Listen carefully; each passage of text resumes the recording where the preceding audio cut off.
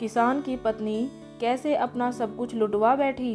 बहुत समय पहले की बात है। एक गांव में एक किसान रहता था। किसान बूढ़ा था और उसकी पत्नी सुंदर और जवान थी। किसान की पत्नी को हमेशा यह लगता था कि उसकी शादी बूढ़े आदमी से कर दी गई है। यह सोच सोच कर वह हमेशा दुखी रहती थी। एक दिन उस गांव में कहीं से एक ठग आया और उसने किसान की पत्नी को देखा तो वह सब समझ गया कि यह स्त्री अपने पति से प्रसन्न नहीं है। ठग किसान की पत्नी के पास आकर बोला, तुम बहुत सुंदर हो, मुझे तुमसे प्यार हो गया है और मैं तुम्हारे साथ अपना जीवन बिताना चाहता हूँ। क्या तुम मेरे साथ मेरे घर चलोगी?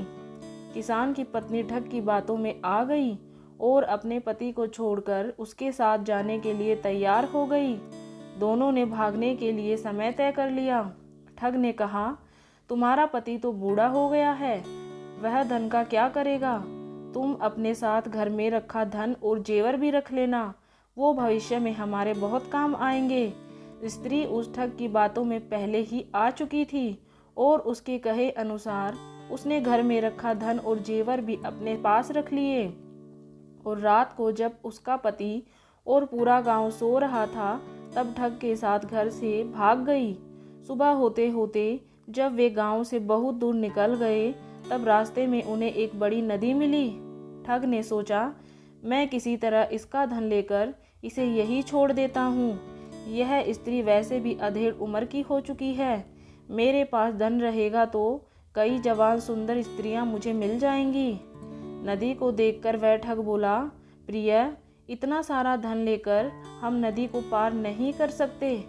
पहले मैं इस धन को नदी के पार ले जाकर किसी सुरक्षित स्थान पर रख देता हूँ, फिर भी नदी पार करवा दूंगा तुम्हें। किसान की पत्नी पहले ही ठग की बातों में आ गई थी। इस बार भी उसने बिना सोचे समझे ठग को धन की गठरी दे दी और वहीं बैठकर उसके आने का इंतजार करने लगी। बहुत अधिक समय बीत गया परंतु ठग वापस नहीं लौटा। अब किसान की पत्नी को सारा माजरा समझ में आ गया और अपना सब कुछ लूट जाने के बाद दुख से नदी किनारे बैठकर रोने लगी। उसी समय एक गीदड़ी मुंह में मांस का टुकड़ा लेकर स्त्री के सामने से गुजरी। गीदड़ी को नदी में एक बड़ी सी मछली दिखाई दी।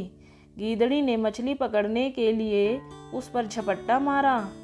मछली उछलकर दूर चली गई और गीदड़ी के मुंह में रखा मांस का टुकड़ा नदी में गिर गया और तेज धार में वह भी बह गया। यह देखकर किसान की पत्नी गीदड़ी से बोली, अरे तू तो अपनी मूर्खता के कारण मांस के टुकड़े और मछली दोनों से ही हाथ धो बैठी।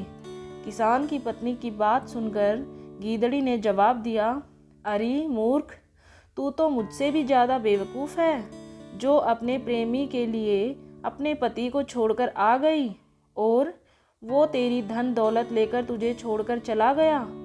तू तो घर की रही ना घाट की रही। दोस्तों, इस कहानी से हमें यह शिक्षा मिलती है कि कभी भी छोटी मोटी बातों को लेकर अपनों को धोखा नहीं देना चाहिए, अन्यथा कहीं के भी नहीं रहेंगे। तो दोस्तों, आपको ये कहानी कैसी लगी कमेंट करके बताएं और ऐसी ही अच्छी और मज़ेदार कहानियाँ सुनने के लिए जल्दी से चैनल को सब्सक्राइब कर लीजिए। वीडियो देखने के लिए धन्यवाद।